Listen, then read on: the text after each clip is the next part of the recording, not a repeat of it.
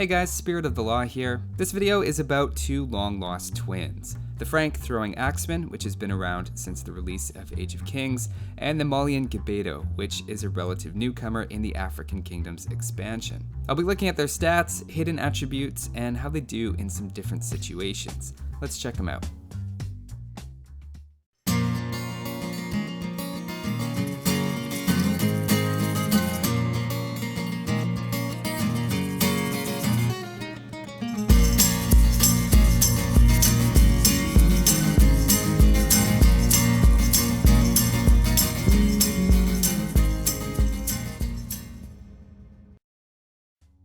The reason I say they're long-lost twins is they're both unique in the sense that they're ranged infantry units. They both attack from a distance, but do melee damage, almost as if they were swordsmen up close. That means they're affected by upgrades at the barracks, like squires and arson, as well as the infantry technologies at the blacksmith. The fact that they're not actually archers means they're unaffected by thumb ring, fletching, chemistry, ballistics, or any other technology normally associated with archers. The ranged infantry thing really messes with people's expectations, and often their first instinct is to go for anti-archer units, like skirmishers or rams, but those have high pierce armor, which does nothing to help against Gbetos or Throwing Axemen. Now they aren't the only examples of units like this. The Mamluk and Kamyuk also do melee damage from range, but they feel like pretty different units to me with different roles, whereas the Throwing Axemen and Gbeto are very similar to the eye test. The question is, who does it better? Well, let's just have them fight each other. With equal numbers, the Throwing Axeman wins. Done. Thanks for watching, guys, and don't forget to like and subscribe. Why do these videos take me 2 weeks to make? Just kidding. That's an interesting result, but let's take a closer look before drawing any conclusions. If we compare their stats side by side, we see the HP of the Throwing Axeman is much higher. It's double in the Castle Age and 56% more in Imperial Age. That automatically makes it the tankier unit, and one you don't need to worry about quite as much. The Malian attack, on the other hand, looks quite a bit higher initially. Unfortunately though, they miss out on the final attack upgrade, so once all the upgrades are factored in, it's only 25% more. Their armor is pretty comparable, with Throwing Axemen having one more against melee, and the Gbeto has one more range, with the Elite Throwing Axemen's unique tech bringing them up to a total of 5. That's a lot of give and take with the stats, and you might assume it balances out. Interestingly, the developers at least seem to be implying the Gbeto is better, since it costs 60% more gold per unit and 13% more overall. That might not make a lot of sense based on the stats so far, but consider the Throwing Axeman has a more expensive elite upgrade cost, as well as a unique tech for its +1 range. You'll also need Blast Furnace, which the Malians don't have. Altogether, that means fully upgrading your elite Throwing Axeman costs 775 food and gold more. That's the equivalent of about 17 Gbetos. In that light, I think their higher cost starts to make a bit of sense. To dig a bit deeper in their hidden attributes, they both have an identical creation time of 17 seconds, identical fire rates, and they're both pretty light on secret bonus damage. The Throwing Axeman gets slightly more against buildings and Eagle Warriors in Imperial Age, but overall there isn't too much under the hood of either unit. One big difference though is their movement rate.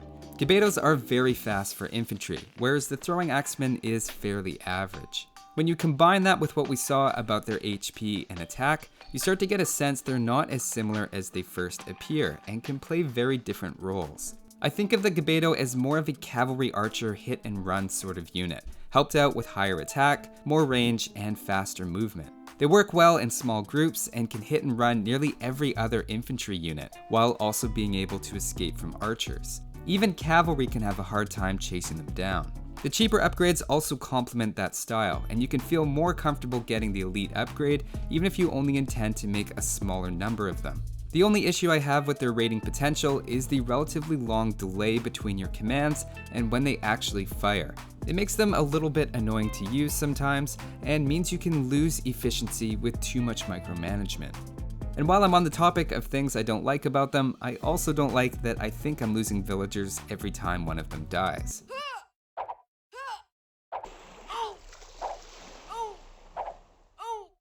Now compare all that hit and run to the Throwing Axemen, which will have a much harder time chasing down villagers. I see them potentially as the bulk of an army, expensive to tech into, but giving you good value over the long run. Of course, these units are also operating within their civilization's tech trees, and the Throwing Axeman is supported by beefy Frank Paladins, whereas the Maulians have a much wider range of viable units. Now, just to help you guys get a reasonable intuition of what you can expect from each unit, I thought I'd run some tests on a variety of situations and see which one has the edge. Of course, in any fight, the Gbeto has the added advantage of speed, meaning it's easier to micro and can generally avoid unfavorable fights. Ignoring that important point for the moment, let's see how they perform. I'll start off by testing them against the trash units. Against halberdiers from a distance, the Gbeto does 12 damage instead of the Throwing Axeman's 9. That means as long as you have something to protect them in front, the Gbeto is the better support unit, taking down halberdiers faster. Now, because that's true against every unit, I'm gonna stop pointing it out. If we remove the barriers though, the Gbeto's lower HP means they go down significantly faster. Both are okay against halberdiers, even up close, but the Throwing Axemen are definitely better, and I would argue that Gbeto's gold cost makes it ineffective in the long term.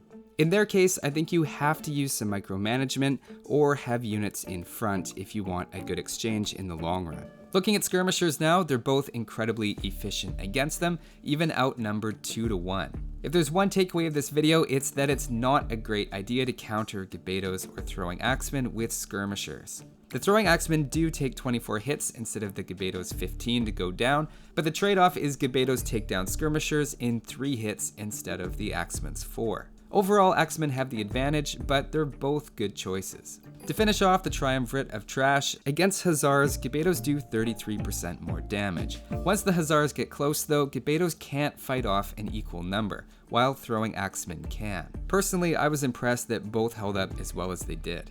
Another unit they're fairly good against is the Eagle Warrior, and even up close they end up trading very well with Incas, though they lose to the Mayans once they're up close. They also tend to do quite well against the elite huskarl.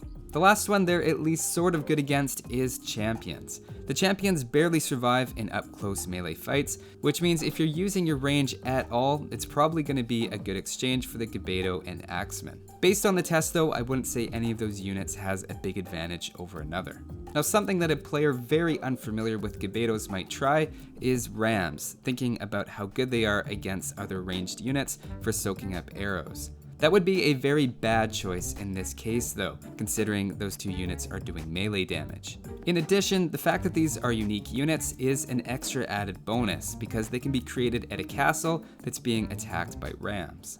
So those are more or less the two unit strengths, but what about their weaknesses? I'd say they're pretty similar in respect to those as well. They're definitely both weak against onagers in large numbers, though I'd take the Gbeto over the Axeman because of the faster speed and higher attack. Even if you're keeping a close eye on them though, it's still dangerous. If your opponent is massing up Gbeto or Throwing Axemen, I would say onagers are a good choice. Another pretty good unit that isn't mutually exclusive is the arbalest. Open field tests like this don't really capture how good they are, especially if you can make use of their extra range. They also don't require castles, which means they're much easier to mass up in the long run.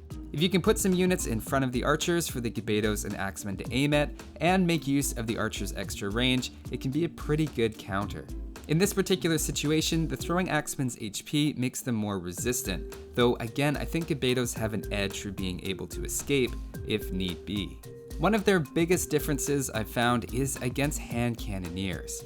Gbeto's low HP and the hand cannoneers plus 10 bonus against infantry means they go down in 2 hits. A Throwing Axeman, on the other hand, takes a slightly more impressive 4. As you can see, that leads to a huge difference in their effectiveness.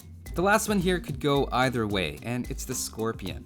On small scales, the melee damage deals with them very quickly. On the other hand, with enough scorpions, it's impossible for them to get close enough for that, so you really have to use your own discretion on that one.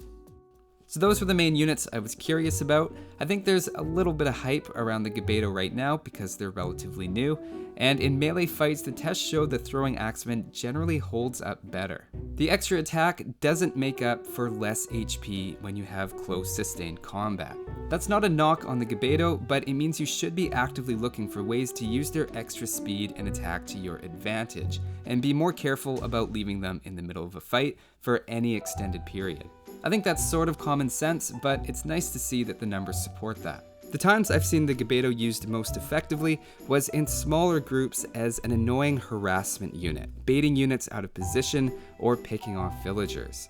In that case, the normal counters like archers, onagers, and even cavalry just can't force a proper engagement. So hopefully that helps you out next time you're using or playing against either of those units. Thanks for watching, guys, and I'll see you next time.